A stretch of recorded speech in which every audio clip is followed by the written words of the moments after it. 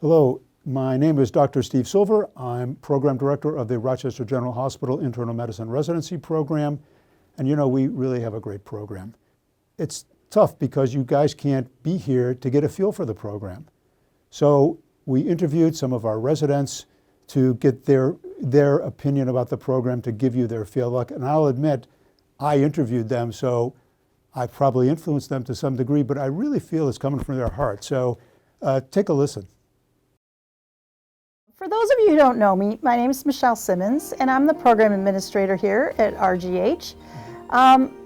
You folks who are interviewing with us this year, you'll be doing so virtually, but that by no means will diminish your experience. We want you to know how happy we are that you're interviewing with us. We're going to take care of everything, make you comfortable, make sure you get the information that you need.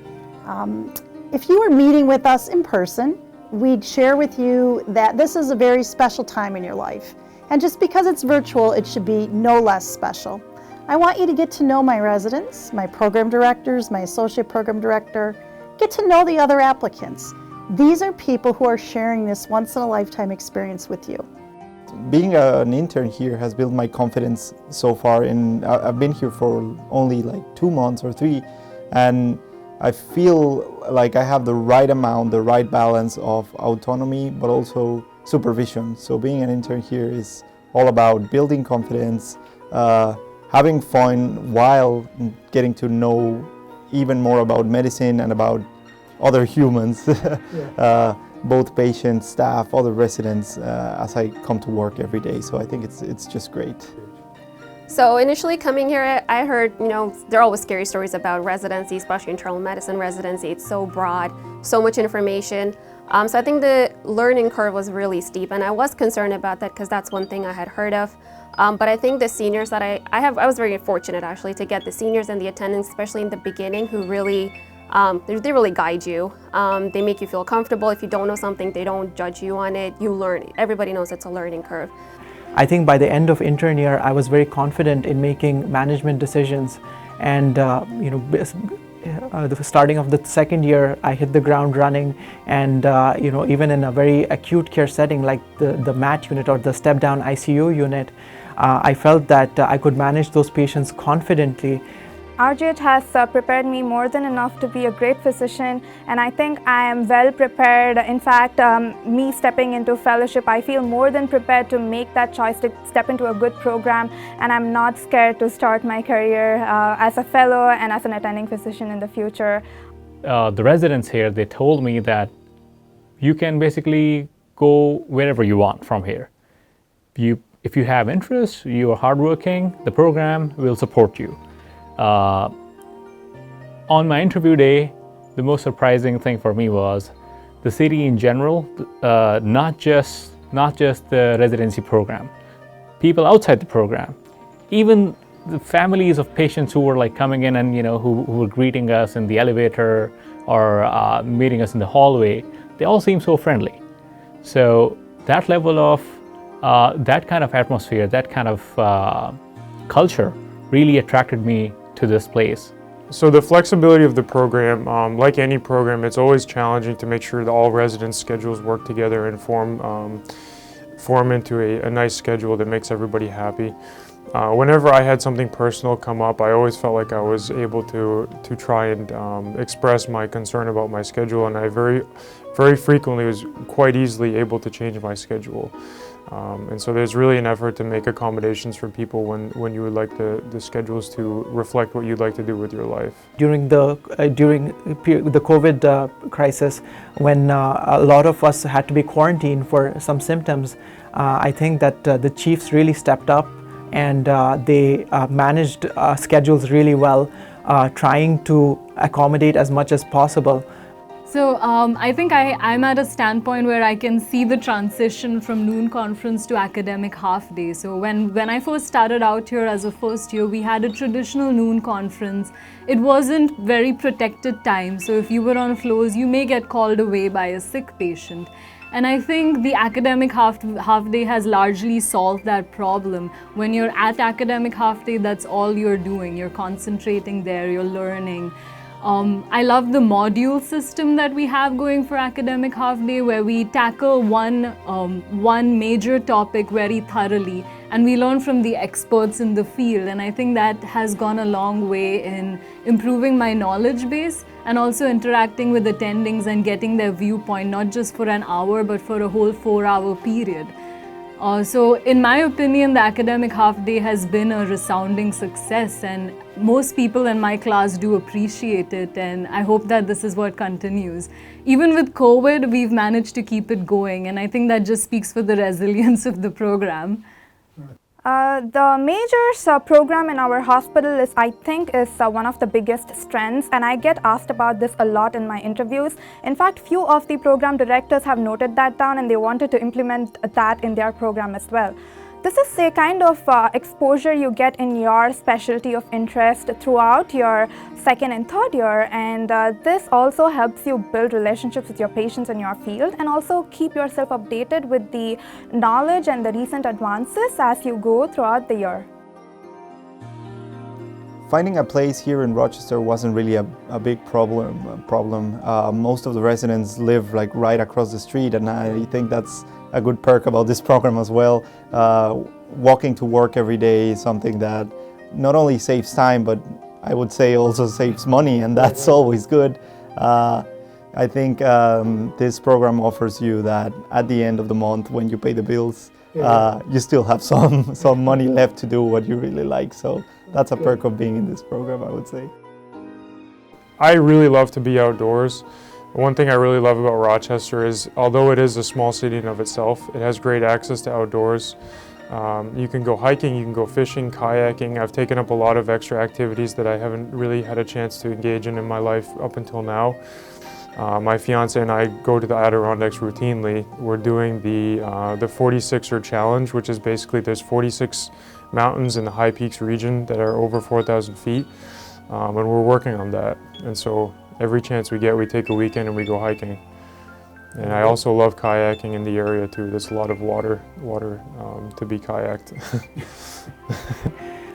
We play tennis a lot. I have a large group of friends who are always available to play. We have very large sports facilities, where indoor sports facilities, especially during the winter, where we can play soccer. And also, in general, just looking for places to eat. There's ample amount of places in all varieties to eat. There's Toronto is a drive away. Me being from Toronto that's one of the major attractions for me. So and New York City is also on the other end, which makes which gives you anything that you need. At the same time, you keep that suburban feel in Rochester, where you feel things are not too busy or overwhelming, but you can get the city feel whenever you want in your weekends off. So I think that's great. So Michelle, our program coordinator, I think she has had a very important role in our lives here in Rochester.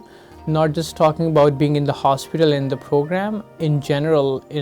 She has had a very positive impact on our lives. She's always there for us. She's always there to answer our questions, and she can address our concerns. Michelle has been the best support system anyone could have asked for. Even before starting, she was reaching out to all of us, giving us suggestions about places to live, what other residents have done. She's also given us contact information for any previous, for alumni to reach out to for any help, really.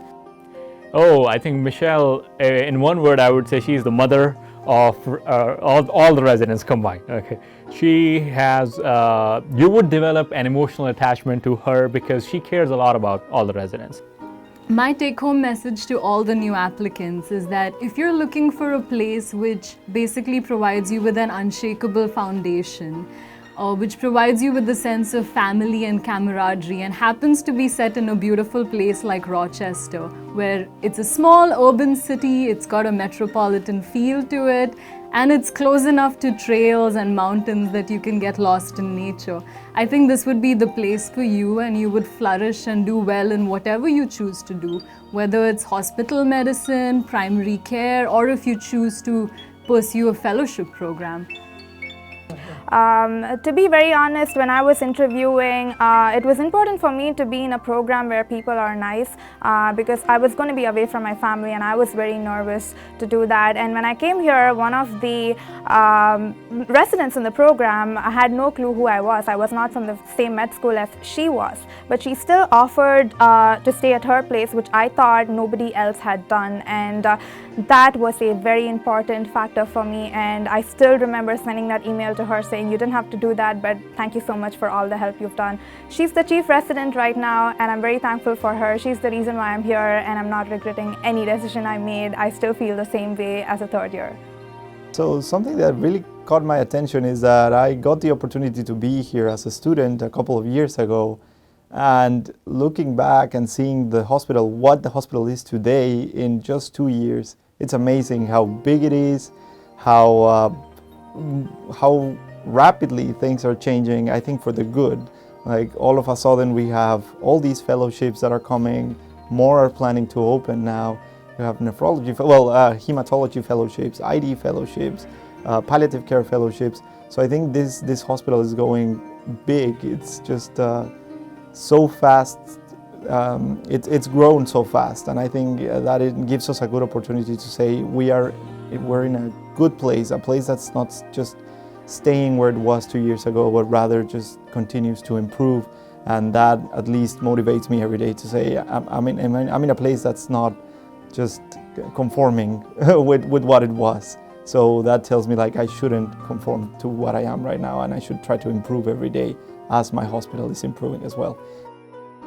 I'd like the applicants to know that this program is innovative, puts the residents first, is a listening program. They listen to the residents' feedback, to the chief's feedback, and to the faculty's. It is a collaborative program steeped in history. I like to tell applicants when they're in the hallway waiting for their interviews, I talk to them about the people that they're meeting with, and a lot of them don't realize that the father of hyponatremia is from here. The publications and the things that come out of this program and this hospital are phenomenal.